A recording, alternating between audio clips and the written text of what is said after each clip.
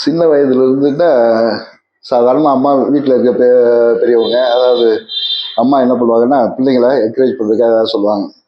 என்னைய சின்ன வயசில் சொல்லுவாங்க, உன் தலைவலியில் படுத்தா எனக்கு தலைவலி போயிடும்டா, காய்ச்சல் போயிடும், அதனால் தலைவலி கொடுன்னு கேட்பாங்க. அது எதுக்குன்னு தெரியாது, ஆனால் அதை நான் உண்மையை நம்பினேன் அப்போ. அதே மாதிரி சில விஷயங்கள் நமக்குள்ளே இருக்கிற ஆற்றல் சரி பண்ணுது அப்படிங்கிற நினைவு சிறு வயதுலேருந்தே இருந்தது தான். அதுக்கப்புறம் மார்ஷல் ஆர்ட்ஸில் எனக்கு ஈடுபாடு வந்தது. மார்ஷல் ஆர்ட் கற்றுக்கும் போது உடல் நலம் பற்றிய சிந்தனைகளும் அதை பற்றி இதுவும் வந்தது. சில நேரங்களில் சில பயிற்சிகள் செய்யும்போது உடலில் இருக்க எல்லா நோய்களும் தீர்றதை பார்க்குறேன். சில பேருக்கு சொல்லிக் கொடுப்பேன். உதாரணத்துக்கு ஒருத்தர் மூச்சு பிரச்சனை இருக்குன்னு வச்சுங்களேன், அந்த பயிற்சிகள் சொல்லும்போது முதல் நாள்ல இருந்து அந்த தொல்லை வராது. எனக்கு அந்த பயிற்சிகள் செஞ்சால் கூட ஒரு முறையாக செஞ்சு பழகிறதுக்கே மாத கணக்கில் ஆகும், பல நாள் ஆகும். ஆனால் வெரி ஃபஸ்ட் டே அந்த தொல்லை இல்லாமல் போயிடுச்சே.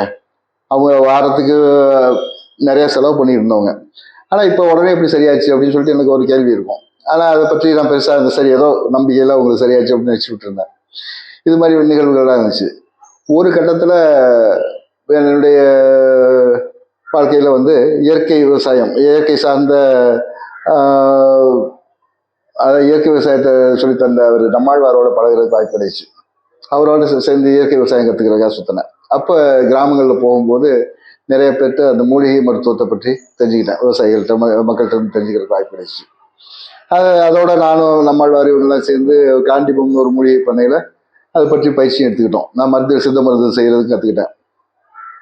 அதுக்கப்புறம் மருந்து முறையாக செஞ்சு கொடுக்கணும்னு விருப்பம். ஆனால் அவர்கிட்ட இருக்கிற வரைக்கும் முடியல. ஒரு 2-3 ஆண்டுகள் படித்து வெளியே போகும்போது தான் என்னுடைய வாழ்க்கை தேவைக்காக ஏதாவது செய்ய வேண்டியது இருக்குது அப்படின்னு நினைக்கும் போது தான் நம்ம கற்றுக்கிட்டது என்ன அப்படின்னு பார்க்கும்போது மருத்துவம் கற்றுக்கிட்டேன். அதை செஞ்சு பார்ப்போம்னு சொல்லிட்டு செய்ய ஆரம்பித்தேன்.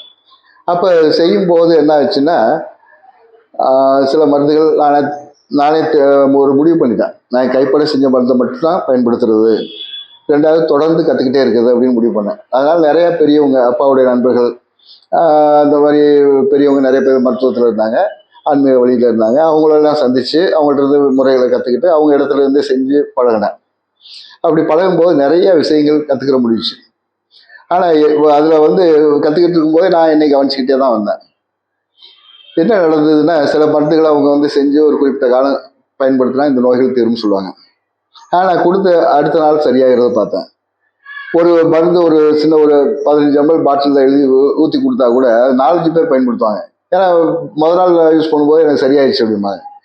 இந்த மாதிரி பண்ணால் எப்படி வைத்தியம் சரியாகும்? அதே மாதிரி சில அக்குப்பஞ்சு டாக்டருக்கு சில மருந்துகள்லாம் செஞ்சு கொடுத்தேன். அவங்களும் இதே கதை தான் சொல்லுவாங்க. என்னென்ன நீங்கள் மருந்து உங்கள் மருந்து சிறப்பாக வேலை செய்யுது, ஆனால் வந்து எங்களுக்கு வேகமாக சீக்கிரம் குணமாகிறதுனால அதை நான் திரும்பவும் வந்து உங்கள்கிட்ட அடிக்கடி ஆர்டர் பண்ண முடியல, அதனால் நீங்களே வைத்தியம் பாருங்களேன் அப்படின்னு சொல்லுவாங்க.